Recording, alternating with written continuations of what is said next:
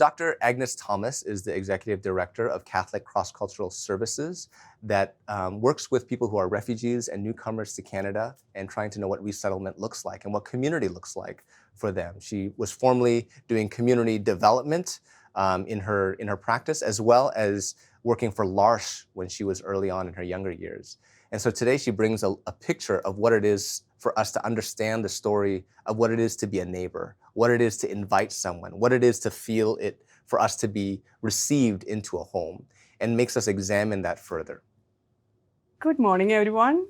So great to be here. I was thinking about many of our friend, Rick, who is probably present in spirit today, because this is his topic, his home, when we speak about hospitality and home. So I'm just going to go back to Jason's, the two words, radical hospitality. And so a little bit of a segment to what we talk theologically or practically in the city, how we are individually shaped by experiences.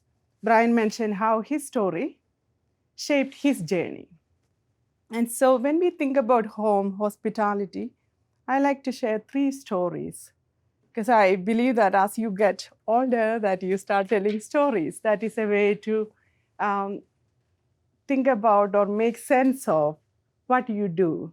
I think Amo mentioned about the power relations and the power dynamics that exist when we do this type of work. So I start with the first story. It happened 20 years ago in Bangalore, in India. I'm from India. So in our cultural context, at least as a child, I'm not saying it is the truth now because so much has changed in the world.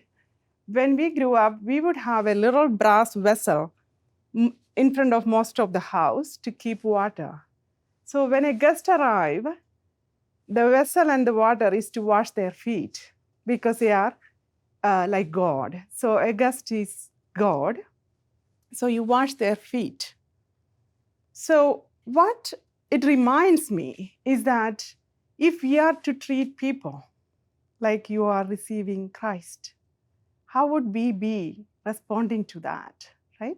So then how I observed in a totally non-Christian or non-religious space, although it was founded in India, the L'Arche community, I hope you all know L'Arche. L'Arche is an international community for people with intellectual disabilities.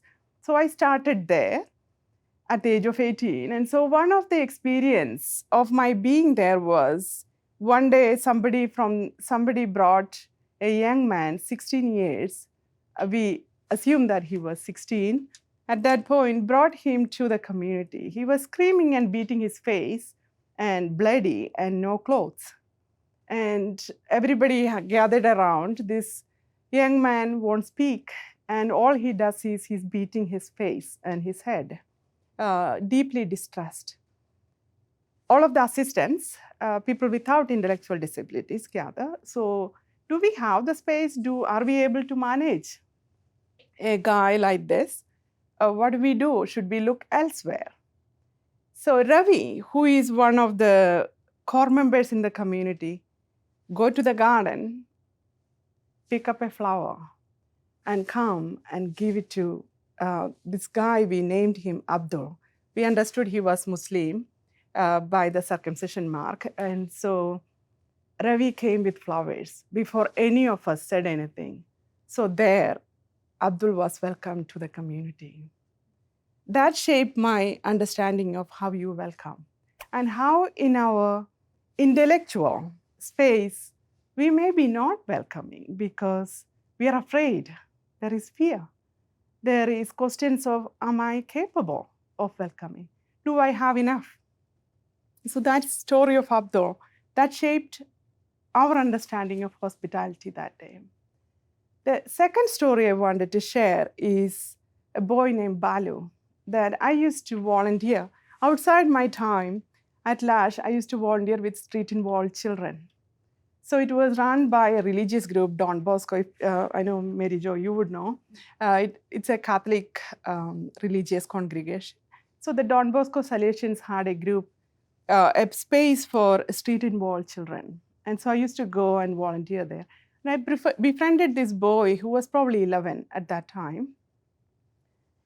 One day, so I used to go every Sunday, and one day I go there. I missed 2 weeks, and I go back, and then he called me aside. It's like, I'm going to take you home. We spoke very little because I didn't speak his language, so it was more again language. When it comes to hospitality, you don't need language. It's how you make the other person feel. We'll talk about dignity. I think you mentioned a bit about dignity. And when something is rooted in compassion, there is no need of language because it's felt, it's seen, it's visible. And so Balu take me to the side of the street and say, I kept this for you. Where were you? And so he pulled out this mashed up two pieces of chocolate. Somebody gifted him days before, but he wanted to share that with me, his friend. So you don't have to have much to be hospitable. And then he took me home. He said, I want you to meet my mother. And so we are going to his house.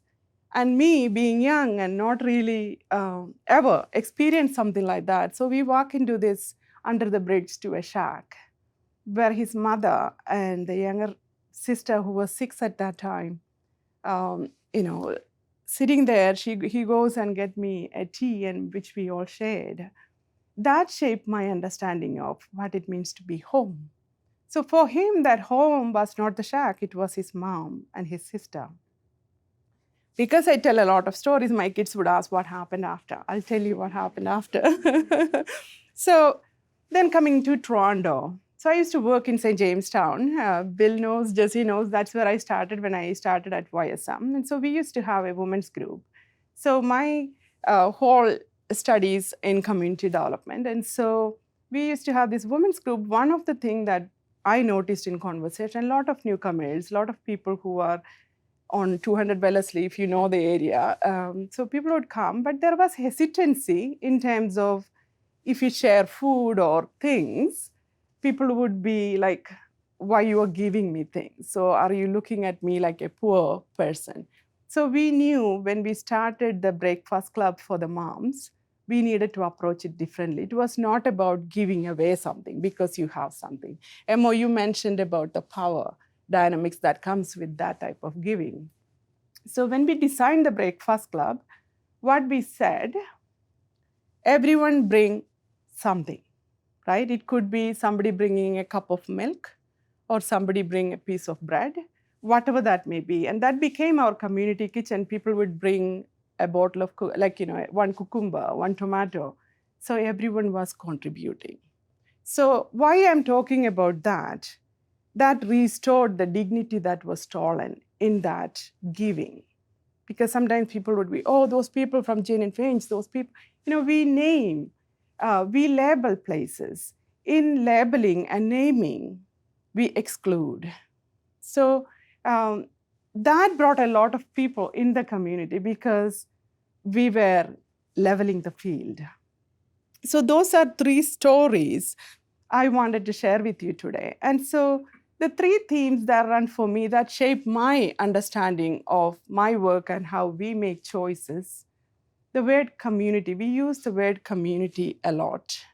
What is community meaning? Like if you look at the root meaning or the origin of the word community, it comes from the word we all often use, come in union, communion, coming in union. Then I think about the word humility, meaning grounded. So if we are grounded, we should be all on the same level. So then, as leaders, as people who are having this conversation, I ask myself, how do we level the ground? How do we address power relations in a way we become truly welcoming, hospitable? And how do we become empathetic? Or how do we use compassion? Because one of the leaders from the city in a senior level position years ago asked me, how do we address all these issues? You're so passionate about, how do you address the issues the city is facing? My answer was something that I often write about and talk about is that our issue, our proposition for housing and all that, we are looking at the tree. we are gardeners. I speak metaphorically. If you are good at gardening, you first look at the ground. You look at what is in the root. If the tree is bearing fruits or flowers that is not doing well, we try to spray things. That's not going to address the issue. So I believe when we look at home hospitality, we also think of what are we planting in our garden and how are we tending to the root so the fruit can be good. That is when we become the neighbor. So yesterday I asked a staff, knowing that I was going to have this conversation today, what does friendship, community, and welcoming meaning for you? She immediately said, kinship. She said, when you say welcome, when you encounter the other, that person is no longer a stranger. And that is what we, theologically speaking, talk about communion. So you encounter the person. So why the person matters? It is our individual stories that shapes our collective understanding, because individual is political.